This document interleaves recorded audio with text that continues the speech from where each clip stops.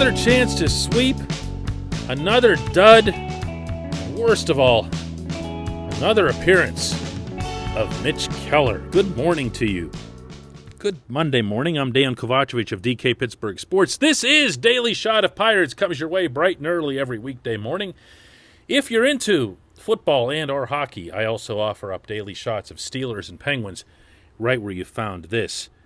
I'm in Milwaukee to cover the Pirates getting their eyes gouged out again by the Brewers. That'll begin tonight at 8:10 p.m. Eastern Time.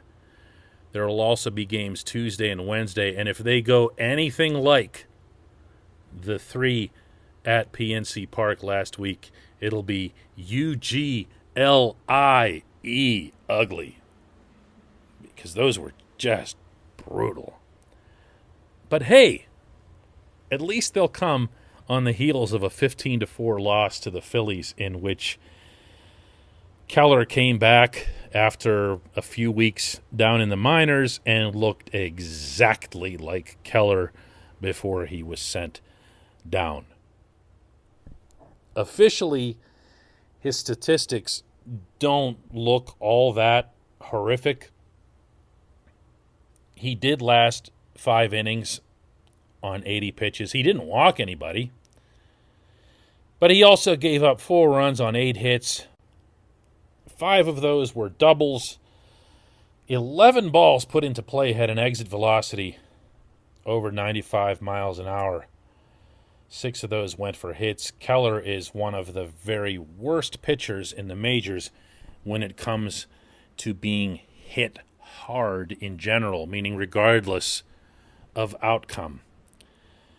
And, you know, as understanding and respectful as you want to be to what his pedigree was, past tense, when he arrived upon the scene in Pittsburgh, and going back a little bit, what it was when he was in the minors and was considered one of the very best prospects in all of baseball, not just in the Pirates system, in all of baseball. You also have to start looking at this situation for what it is. Because Keller's not a kid. He's 25 years old. Sure, he could still get better, but he's also not showing elite stuff.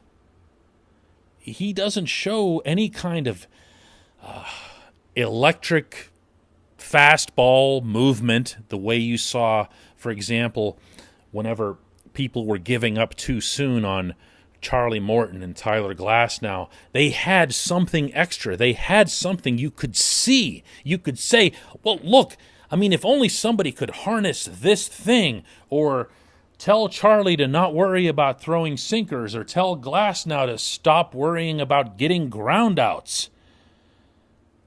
That's not happening here. This isn't weird coaching that comes from the front office, which is what happened with Neil Huntington and Kyle Stark getting involved with Charlie Morton and Tyler Glasnow when they shouldn't have. This is just a guy who doesn't have much. And really, if you go back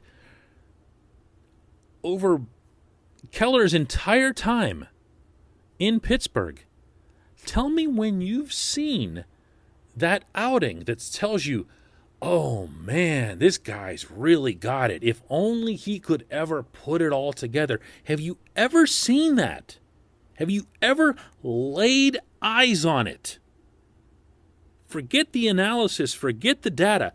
I'm talking about your eyeballs on this player. Have you seen that with your own eyes?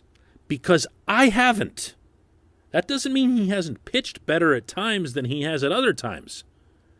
I'm talking about this notion that still seems to linger among some that Keller is just this eureka moment away from becoming something special. He isn't.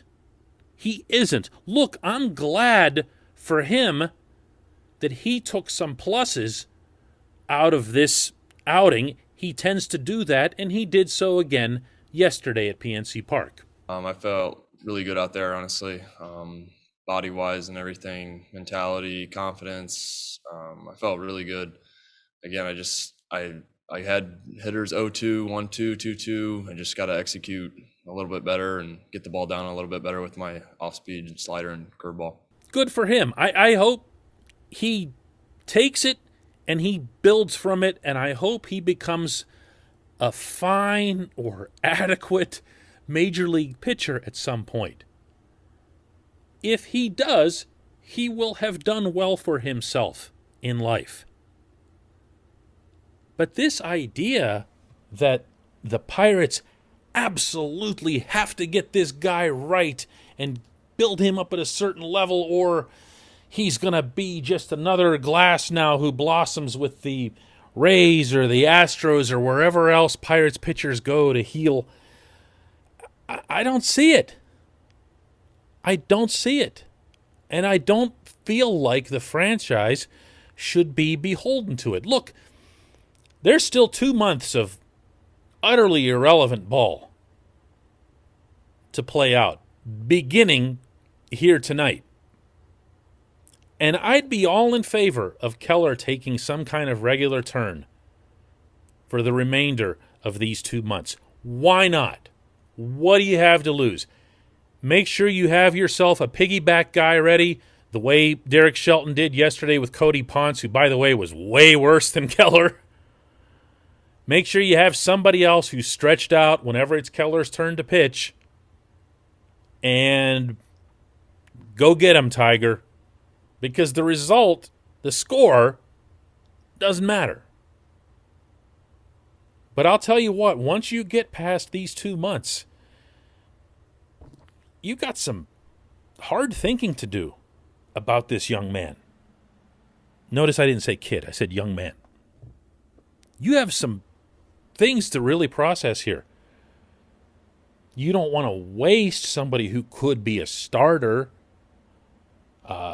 by prematurely turning them into a reliever, but let's say you find something in his profile or in his data or even with your eyeballs that tells you, hey, when we put him out there for an inning at a time, this happens or that happens. Maybe that's something else that you can use these last couple of months to try to navigate. If the starts end up being repeated disasters, and yesterday wasn't, okay, but if they end up becoming that, then you can say to yourself, all right, we're not going to just keep hurting him and sending him out there to die. We're going to try something else and see if maybe some confidence can be built up or some new information. And maybe that is something out of the pen. He has an arm. I don't think it's spectacular, but he has an arm. But on our end, we outside people, we observers, this idea that he's going to be something, not seeing that, not feeling it. When we come back, just one question.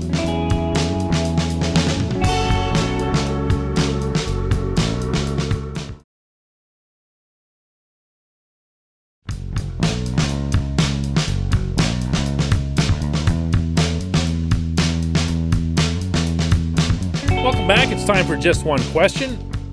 This always is brought to you on this program by the good people at the North Shore Tavern, directly across Federal Street from PNC Park, home of Steak on a Stone, home of Pittsburgh Baseball Club memorabilia, wall-to-wall, floor-to-ceiling. There's no place like it in town.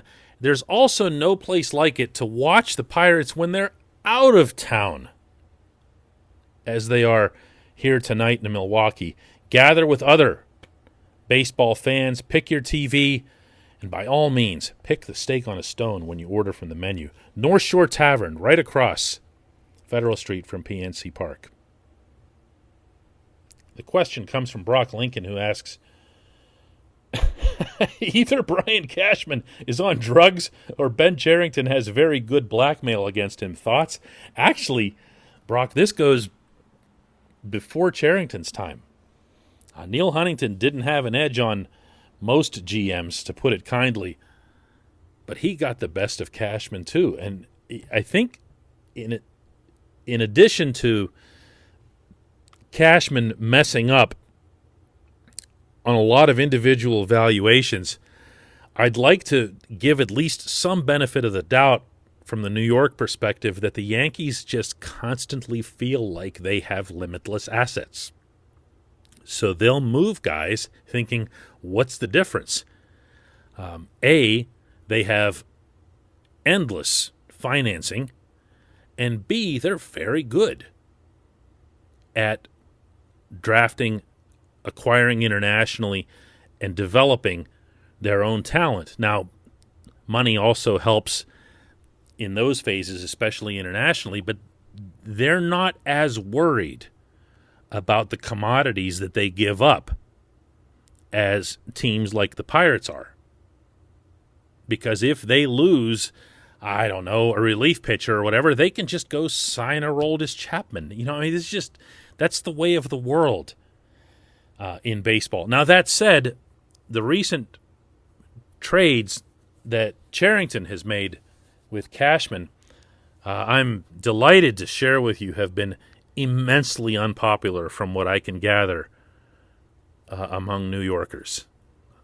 There are people everywhere who follow minor league systems and prospects very closely, and they have been immensely put off, first by the Jameson Taillon trade, which is looking like it could be tremendous for Pittsburgh, producing Roansy Contreras, Miguel Yajure, and more.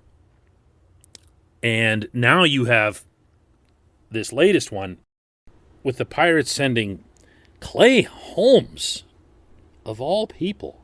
Clay Holmes was perceived by somebody to be worthy of a trade acquisition in exchange for Hoy-Jun Park, the leading hitter in all of the minor leagues, and who, by the way, doubled yesterday in his first plate appearance at PNC Park, as well as another minor league infielder, Diego Castillo, and catcher Rob Brantley. The idea of getting anything for Holmes, I don't mean to be mean, okay? Holmes is like a pretty cool guy, but the idea of getting anything for him is savagery upon itself. But the idea of getting something of actual value, like Park, and Park's on-base percentage was .497. Like, that's the big-headed version of Barry was doing that kind of thing, .497 on-base percentage. So this is, I don't know. All I know, and I say this all the time, but it bears repeating, the people who don't follow the Pirates closely around Pittsburgh but just love to bash them are always saying things like, oh, wait till they trade him to the Yankees. Wait till they trade him to the Yankees with whoever shows up. And my response is always, yes, please. Whatever you do, whoever you've got, trade him to the Yankees, because whatever you got coming back is going to be way better than that. You know? Crazy, crazy stuff. Keep him on speed dial, Ben. I appreciate the question. I appreciate everybody listening to Daily Shot of Pirates. Again, first pitch tonight here in Milwaukee is 8:10 p.m. We'll have another Daily Shot of Pirates for you ready to go tomorrow morning.